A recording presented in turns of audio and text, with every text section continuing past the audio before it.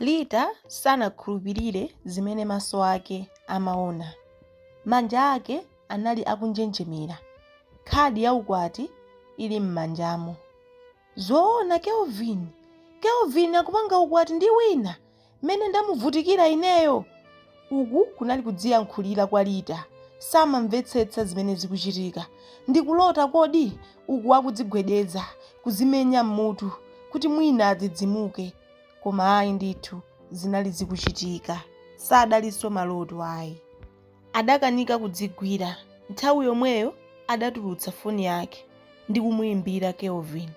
Ndipo mwa kanthawi kochepa Kelvin anayankha foni. Iwe Kelvin, ndi chani ichi? Ndi chani? Uku kunali kuyankhula kwa Lita momuzazira Kelvin. Koma Kelvin adangoyankha timalirizi. Ndi akazi anga amenewo, pompano tikhala tikumangitsa ukwati kutchalichi kwathu. Sindingakwatirane ndi mkazi amene amapanga chibwenzi ndi munthu wa pabanja. Ndimafuna mkazi amene akhoza kusamala banja lake waulemu, chizungu chake mwina ngati sukuchidziwa, wife material. Mawu awa anamubaya kwambiri Lita, zinampweteka. Adayamba kudzifunsa mkati mwake, foni isadaduke. Wife material? Mamuna amene amanama komanso amapanga tchiti kapena kumuyenda njomba mkazi wake akanene kuti akufuna wife material? Zoona? Ndipo Lita ali pa foni pomwepo adawataya mawu, adayamba kulira. Koma Kelvin sizidamukhudze ulo pang'ono, adangoyidula foniyo.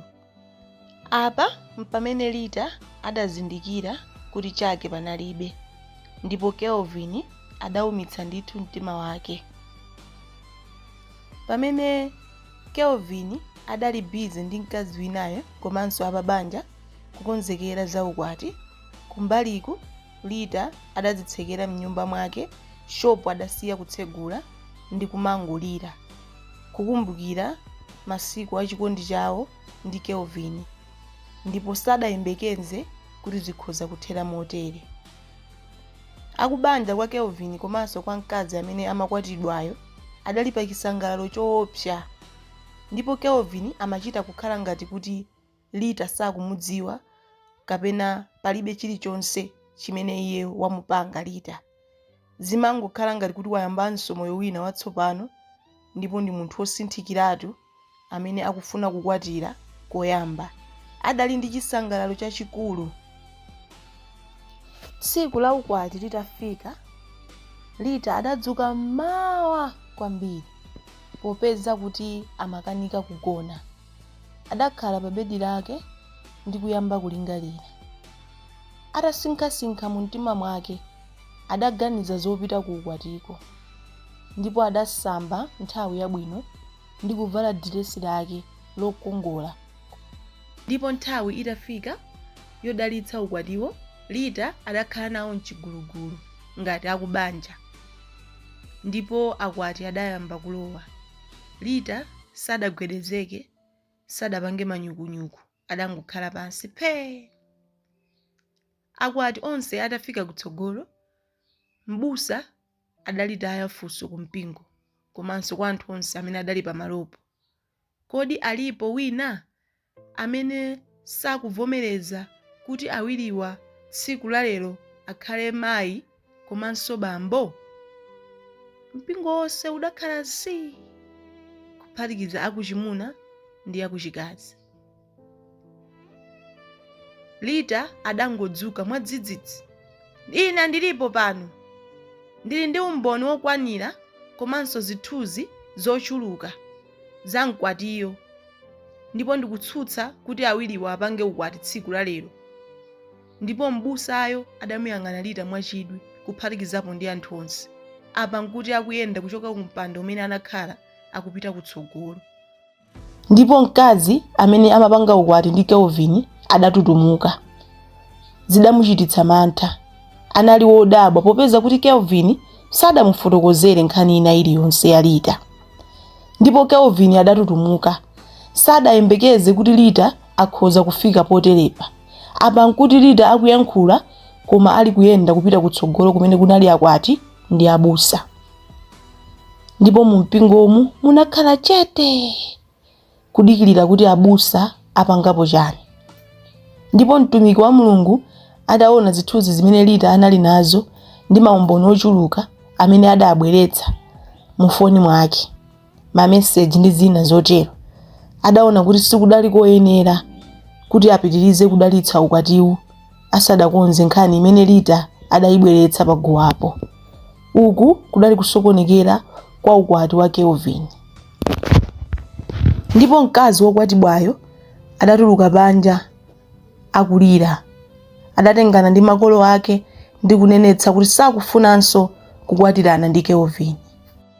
Kelvin adakwiya kwambiri, adali ndi mkwiyo wochuluka umene samatha kuubisa ngakhale pamaso pake, zimachita kuonetseratu kuti wakhumudwa. Ndipo adayesetsa kuwapempha abusa komanso mkazi uja kuti abwenze chiganizo chawo ndipo adalitse ukwati wawo, koma mkazi adawumitsa nkhwangwa pamwala ndithu kuti sakufunanso kumuona, ndipo angakhale abusa adakana kupitiriza kudalitsa ukwatiwu ngati nkhani sayikamba mwachindunji.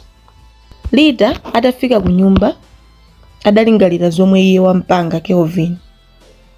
Ngakhale kuti wakwanitsa kulepheretsa ukwati, koma mtima wake sudakhutitsidwebe, adamvabe kuwawa mkati mwake. Chipongwe chimene Kelvin anamupanga chimamuthina ndithu, amasowabe mtendere, ndipo adangoyamba kulira.